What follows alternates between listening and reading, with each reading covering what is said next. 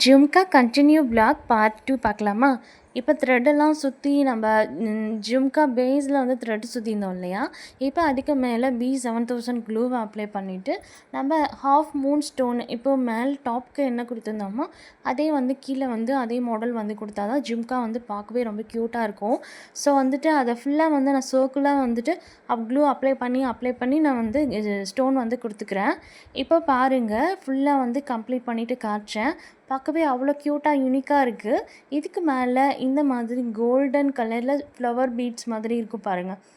அதை வந்து நம்ம ஜும்கா மேலே வந்து க்ளூ அப்ளை பண்ணிவிட்டு நம்ம வந்து ஃபிட் பண்ணிக்கலாம். பார்க்கவே ரொம்பவே க்யூட்டாக இருக்குது இல்லையா?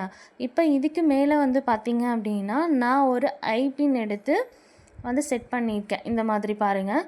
கீழே வந்து உங்களுக்கு வந்து ஹேங்கிங் பீட்ஸ் வைக்கணுன்னாலும் ஓகே தான்.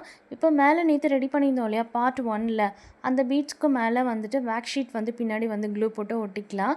கூடவே வந்து ஐபின்னும் வச்சுட்டு அதை நல்லா வந்து டைட் பண்ணி நம்ம ஜும்காவோட பேஸில் வந்து ஜாயின் பண்ணி விட்டுட்டோம் அப்படின்னா ஒரு க்யூட்டான ஜும்கா ரெடி. ரொம்பவே க்யூட்டாக யூனிக்காக ரெடி பண்ணியாச்சு.